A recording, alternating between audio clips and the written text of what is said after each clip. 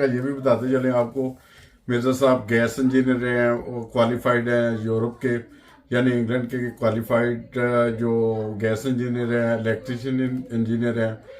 और इसके बाद मेरे वो कमर्शियल भी है आपके पास, कमर्शियल भी, कमर्शियल का भी हाँ करते हैं। कमर्शियल का भी करते हैं, बिजली का भी करते हैं। अस्सलाम वालेकुम नाज़रीन, आज हमारी खुशकिस्मती है कि हमारे पास मिर्जा साहब आए हैं। उधर से सर्दियों का मौसम भी है, ये गैस इंजीनियर है, इलेक्ट्रिशियन इंजीनियर है। और गैस के बारे में एहतियाती तदाबीर जो वो पूछते हैं इनसे क्या होनी चाहिए कि अगर आज सर्दियों की सूरत में हम गैस यूज बहुत ज़्यादा करेंगे। जी अस्सलाम वालेकुम मिर्जा साहब। वालेकुम सलाम। तो मिर्जा साहब मुझे ये बताएं कि गैस की यूजिंग होगी बहुत ज़्यादा हीटिंग के लिए, और तो इसमें क्या अभी एहतियाती तदाबीर क्या होनी चाहिए जिससे जान इंसान की सेफ हो।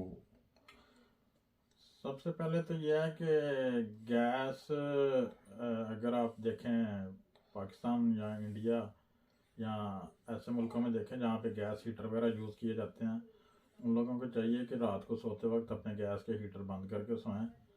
बाज़ दफ़ा ये होता है कि अचानक गैस बंद हो गई या हवा की वजह से गैस जो सी है वो बंद हो जाती है, आग जलनी बंद हो जाती है, तो वो उसकी वजह से वो जो गैस लीक होगी और वो आपके लिए जो सी है ना वो जानलेवा साबित होगी। दूसरा ये है कि अगर आपके कमरे की खिड़कियां दरवाजे बंद हैं और उसमें प्रॉपर वेंटिलेशन नहीं है, जो एक सर्टन रूम वॉल्यूम के हिसाब से जो होनी चाहिए, अगर वो नहीं है तो वो जो सा वो कार्बन मोनोऑक्साइड जो सी है वो प्रोड्यूस करता है और उसके अंदर से ऐसे फ्यूम्स निकलते हैं जो कि जानलेवा होते हैं। इसलिए रात को सोते वक्त अपने हीटर जो से हैं वो बंद करके सोएं। और जो लोग यूरोप में रहते हैं वो बेशक गर्मियाँ हों या सर्दियाँ हों, उनको तो चाहिए कि कार्बन मोनोऑक्साइड अलार्म मिलते हैं, वो अपने जहाँ पे आपके बॉयलर लगे हुए हैं या हीटिंग सिस्टम लगे हुए हैं जहाँ से वो गैस चलती है जिसके अंदर, उसके करीब रखें, ताकि वो जो सा है अगर खुदा ना खास्ता किसी टाइम उसके फ्लू में से कोई ऐसी फ्यूम्स वगैरह लीक हो रही हैं या कुछ हो रहा है, हैपन हो रहा है, या अंदर से बॉयलर की जो सी है या हीटिंग सिस्टम की जो सी आपके सील्स होती हैं वो डैमेज हो गई हैं, तो अगर वहाँ से कोई कार्बन मोनोऑक्साइड निकल रही है तो वो जो सा कार्बन मोनोऑक्साइड अलार्म है वो जो सा है वो उसको बजाएगा, साइलर अलार्म बजाएगा, जिससे आपको पता चल जाएगा कि आपका जो सा है वो कार्बन मोनोऑक्साइड अलार्म एक्टिव हो गया, आपकी कार्बन मोनोऑक्साइड जो सी है वो निकल रही है। अच्छा, हमारे जो कुकिंग में जो आमतौर पे बहुत ज़्यादा चूल्हा जलाना पड़ता है, कई दफ़ा कार्बन मोनोऑक्साइड जब पैदा हो रही होती है तो अलार्म बजना शुरू हो जाता है। कई दफ़ा ये मेरे सुनने में ये भी है कि कई दफ़ा तंग आके औरतें अलार्म को उतार ही देते हैं, पीछे से उसका स्टिकर लगा होता है ना। तो ये बताएं कि अगर उतरा हुआ अलार्म हो या काम ना कर रहा हो तो कितना डेंजरस हो सकता है, क्या उससे।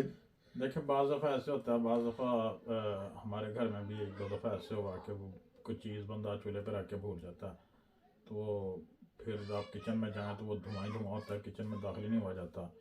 वो जो धुआं होता है ना एक्चुअली वो आपकी ऑक्सीजन को ख़त्म कर देता है, वो कार्बन मोनोऑक्साइड बन जाती है।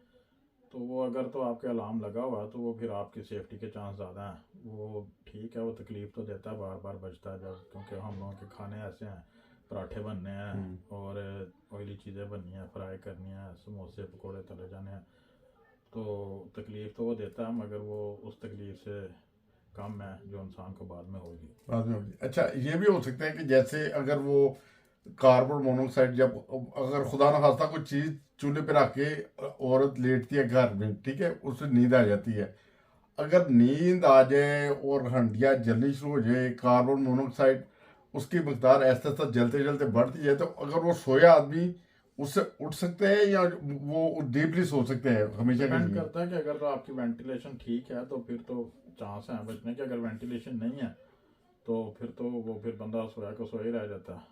अब जैसे कि यूरोप में बंद घर होते हैं, खिड़कियां बंद हैं सर्दियों में सारा कुछ, तो वो तो फिर जाहिर बात है कि वो जल जाएगा सारा कुछ। जब वो जलेगा कार्बन मोनोऑक्साइड बनेगी तो वो बचने के चांस बहुत कम हो जाते हैं फिर। काम हो जाता है। अच्छा, एक दूसरी बात यह है कि लोग एक बहुत बड़ी एक गलती करते हैं, खास करके हमारे जैसे मालिक में, कि लोग कमरे में लकड़ियाँ जला लेते हैं। वो सर्दी इतनी होती है और वेंटिलेशन होती कोई नहीं है और ना कोई एग्जॉस्ट होता है किसी किस्म का, और लकड़ियों का जो धुआं वो कमरे के अंदर ही होता है। जैसे शादीशुदा पिछले साल हुआ था, वो शादीशुदा जोड़ा था, वो सुहागरात मनाने के लिए जैसे होता है, जो पहले दिन सोते हैं एक मियाँ बीवी, तो अंदर लकड़ी का चूल्हा जलाया था, हीटिंग जलाई थी, सुबह दोनों ही फोत हुए भी थे। ये वो किस वो वजह भी से? कार्बन मोनोऑक्साइड जो सी बनती है, और कार्बन मोनोऑक्साइड की वजह साइलेंट किलर है, तो वो ऑक्सीजन का लेवल कम हो जाता है और जिसकी वजह से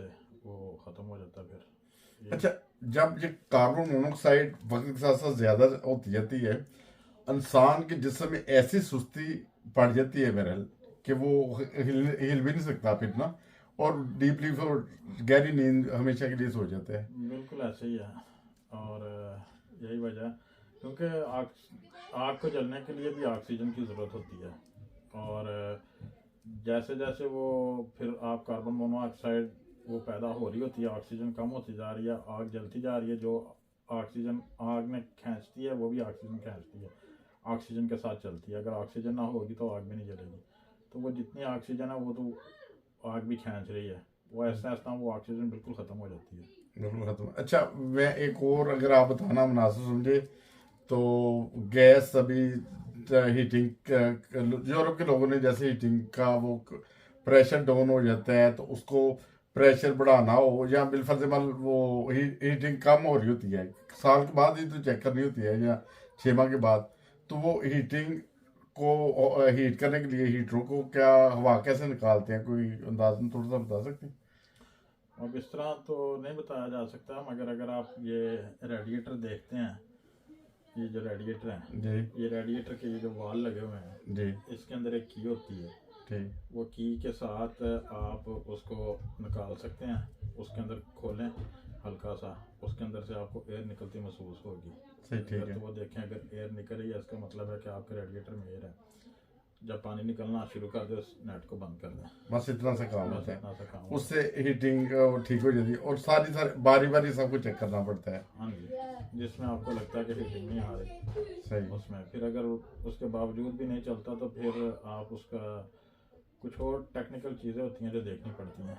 चलें, ठीक है। मिर्ज़ा साहब, आप हमारे स्टूडियो में आए, आपने टाइम दिया और दोस्तों को ये बातें बताई। मिर्ज़ा साहब का ये भी बताते चलें आपको, मिर्ज़ा साहब गैस इंजीनियर हैं, वो क्वालिफाइड हैं यूरोप के, यानी इंग्लैंड के क्वालिफाइड जो गैस इंजीनियर हैं, इलेक्ट्रिशियन इंजीनियर हैं, और इसके बाद मेरे वो कमर्शियल भी है आपके पास? कमर्शियल भी, कमर्शियल का भी हाँ, करते कमर्शियल का भी करते हैं, बिजली का भी करते हैं, तकरीबन हर किस्म का बिल्डिंग का काम रिलेटेड जो है ना, वो आपके पास टीम है हैं। जी कि बिल्कुल। बिल्कुल ठीक। तो इसके बाद गैस, प्लम्बिंग, हीटिंग, हर किस्म का ना। तो अगर किसी दोस्त को इनकी ज़रूरत हो तो मैं कोशिश करूँगा नंबर भी साथ में साहब का लिख दूँ, तो आप उनसे रब्ता भी कर सकते हैं, या कोई एडवाइस देना चाहते हैं तो हीटिंग के बारे में, या वैसे तो वो भी इंशाल्लाह ताला फ्रेंडली आपको देंगे। बहुत शुक्रिया मिर्ज़ा साहब। जज़ाकल्लाह। जज़ाकल्लाह।